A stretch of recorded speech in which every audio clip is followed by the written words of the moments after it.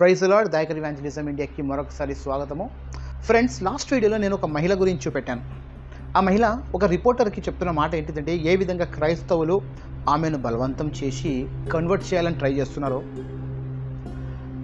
ఆ మాటలు విన్న తర్వాత మా రిపోర్టర్స్ అందరూ ఏం చేశారంటే ఆ గ్రామంలో ఉన్న క్రైస్తవుల దగ్గర పోయి వాళ్ళ ఇంటర్వ్యూ తీసుకోవడం జరిగింది. అక్కడ ఉన్న క్రైస్తవులు జవాబు ఏమిచ్చారో మీరు విని షాక్ అవుతారు. అవును, వాళ్ళు ఇంతకుముందు ఎలా పూజించేవాళ్ళు, ఇప్పుడు ఎలా క్రీస్తుని అంగీకరించారో వాళ్ళ నోటి ద్వారానే మీరు వినాలి.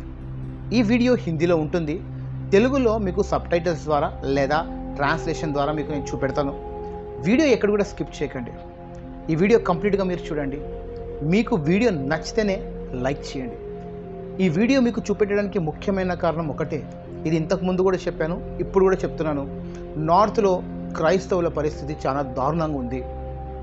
సౌత్లో మన వాళ్ళు చాలామంది లోకల్లో జరుగుతున్న ప్రాబ్లమ్స్ అందరూ చాలామంది చూపెడుతున్నారు. కానీ నార్త్లో జరుగుతున్న ప్రాబ్లం, భారతదేశంలో జరుగుతున్న ప్రాబ్లమ్స్ అనేది ఎవరు చూపెట్టలేకపోతున్నారు. ఒకవేళ చూపెట్టినా వీడియోస్తో సహా చూపెట్టలేకపోతున్నారు.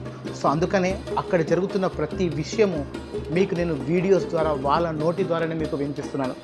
సో మేము పడుతున్న ఈ కష్టాన్ని మీరు ఈ వీడియోస్ ద్వారా 10 మందికి షేర్ చేస్తారని నమ్ముతున్నాను. సో వీడియోలో మనం వెళ్ళిపోదాం.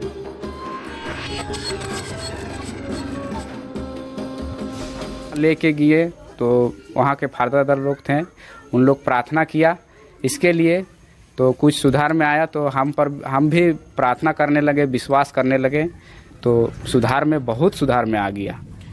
पहले क्या पूजा करते थे? पहले बजरंगबली को ही मानते थे, लेकिन ठीक नहीं हुआ मेरा बीमारी। नहीं ठीक हुआ तब हम विश्वास करने लगे और यीशु मसीह को मानते हैं और वही हमको चंगा किया सब बीमारी से हमें। पहले किनको पूजा करते थे? पहले बजरंगबली को ही मानते थे, अगरबत्ती वगैरह धराते थे।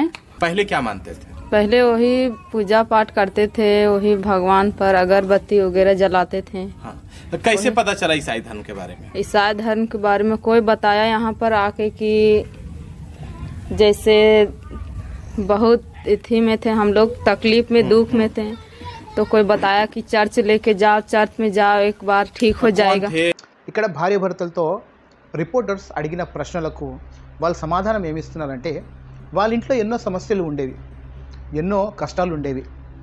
ఎవరో క్రీస్తు గురించి పరిచయం చేశారు, చర్చ్ పెట్టారు. ఈ ఫ్యామిలీ చర్చ్కి వెళ్ళిన తర్వాత వాళ్ళకున్న ప్రాబ్లమ్స్ అనేది సాల్వ్ అయినాయి. దేవుని అద్భుతమైన కృప వాళ్ళపైన ఉంది కాబట్టి దేవుడు వాళ్ళ జీవితంలో ఒక గొప్ప మిరాకిల్ చేశారు.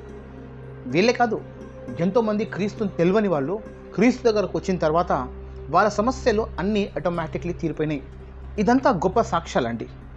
ఇప్పుడు ఇక్కడ మీడియా పని ఏంటిది అనే దాని గురించి నేను మాట్లాడుతున్నాను. మీడియా వాంటెడ్లీ ఇలాంటి ప్రశ్నలు అడుగుతారు. ఏం ప్రశ్న అడుగుతారు తెలుసా? క్రీస్తుని ఎందుకు అంగీకరించారు, క్రీస్తు కన్నా ముందు ఎవరిని అంగీకరించారు. అందులో వాళ్ళు ఏమంటున్నారు, ఆ వీడియోలో ఏమంటున్నారంటే క్రీస్తుని అంగీకరించక ముందు వాళ్ళందరంట హనుమంతుణ్ణి పూజించే వాళ్ళంట. తర్వాత ఇప్పుడు మేము ఎలాంటి పూజలు చేయము, మేము క్రీస్తుని అంగీకరించినామని చెప్తున్నారు. వాంటెడ్లీ ప్రశ్న ఎందుకు అడుగుతున్నారు? ఎందుకంటే ఎవరి దగ్గర అయితే ప్రశ్న అడగాలనో వాళ్ళ దగ్గర ప్రశ్నలు అడగరు. వాళ్ళు క్రీస్తుని నమ్ముకొని వాళ్ళ జీవితాలను బాగు చేసి ఒక మంచి విధంగా, ఒక సరి అయిన విధంగా తన జీవితాన్ని నడిపిస్తున్నప్పుడు ఇలాంటి ప్రశ్నలు వస్తాయి. ఎలాంటి ప్రశ్నలు అడుగుతారంటే మీరు ఎందుకు క్రీస్తుని నమ్ముకున్నారు, క్రీస్తుకి నమ్మడానికి కారణం ఏంటిది, ఇంతకుముందు ఎవరిని పూజించేవాళ్ళు, వాళ్ళని ఎందుకు వదులుకున్నారు, మీ ధర్మం ఏంటిది, ఇప్పుడు ఏ ధర్మానికి వచ్చారు, మీ కులం ఏంటిది, ఇప్పుడు ఎందుకు క్రీస్తుని అంగీకరించారు. ఇదే పాయింట్స్ మీరు ఒకవేళ నా పాత వీడియోస్ చూస్తూ ఉంటే ప్లేలిస్ట్లో మీకు వీడియో ఉంటుంది. ఆ వీడియోస్లో మీరు చూడండి. రిపోర్టర్స్ ఒకవేళ అడిగిన ప్రశ్నలు దీని తప్ప వేరేది ఏముండవు. మరి ఇంకొకటి యాడ్ ఏం చేస్తారంటే కనుక ఈ ధర్మంలో లేనిది ఆ ధర్మంలో ఏముంది, ఈ మతంలో లేనిది ఆ మతంలో ఏముంది, మా దగ్గర కూడా ఎంతమంది దేవుళ్ళు ఉన్నారు కదా, వాళ్ళ దగ్గర కాకుండా మీరు క్రీస్తుని ఎందుకు అంగీకరించారు అనే ప్రశ్నలు ఉంటాయి. మీకు క్లియర్గా ఒక మాట చెప్తాను చూడండి. నేను ఎవరికి వ్యతిరేకండి కాను, నేను అన్ని మతాన్ని గౌరవిస్తాను. I love and respect each and every religion. ఒక పాయింట్ ఏంటిదంటే మనిషి విశ్వాసం అనేది ఒకటి ఉంటుంది, నమ్మకం అనేది ఒకటి ఉంటుంది. అన్ని చోట తిరిగినప్పుడు సమాధానం లేనప్పుడు వాళ్ళు క్రీస్తుని అంగీకరించారు, వాళ్ళు క్రీస్తు దగ్గరికి వచ్చారు, పని జరిగింది. కాబట్టే క్రీస్తుని నమ్ముతున్నారు. క్రీస్తు అపారమైన ప్రేమ, క్రీస్తు పైన ఉన్న విశ్వాసము, క్రీస్తు పైన ఉన్న నమ్మకము వాళ్ళ జీవితాన్ని మార్చింది. వాళ్ళు మారిన తర్వాత తాగడం ఆపేస్తున్నారు. ఇంతకుముందు గుట్కాలు, సిగరెట్లు, బీడీలు తాగేటోళ్ళు అవి కూడా మానేస్తున్నారు. జీవితం కంప్లీట్గా యూటర్న్ తీసుకున్నప్పుడు, ఒక చెడు నుంచి మంచిగా మారుతున్న సమయంలో దేవుని కార్యం కనిపిస్తూ ఉంటుంది. వాళ్ళ జీవితం ఈరోజు బంగారు జీవితం. ఇట్స్ అ ఫ్లరిష్ లైఫ్ అంటాం ఒక విధంగా చెప్పాలంటే. కారణం ఏంటిదంటే వీళ్ళ చేతుల్లో డబ్బు ఉన్నా లేకున్నా చెడు పనులు మాత్రం చేయకుండా చాలా శ్రద్ధగా దేవుని పనిలో దేవుణ్ణి ఆరాధిస్తూ దేవుని పేరు అవమానపరచకుండా జీవిస్తున్నారు. చూసినారా, వీళ్ళు గ్రేట్. చాలా అండి, వీళ్ళు చాలా గ్రేట్ అండి. ఇలాంటి వాళ్ళకే వాంటెడ్లీ టార్గెట్ చేసి మీడియా అనే వాళ్ళు తన టీఆర్పీ కొరకు కానీ లేదా కొంతమంది ఆర్గనైజేషన్స్కి ఇలాంటి హింట్ ఇస్తూ నెక్స్ట్ టైం వాళ్ళందరూ గ్యాంగ్ అంతా వాళ్ళ దగ్గరికి పోయి వాళ్ళను కన్విన్స్ చేయడానికి ఇలాంటి పనులు చేస్తారు.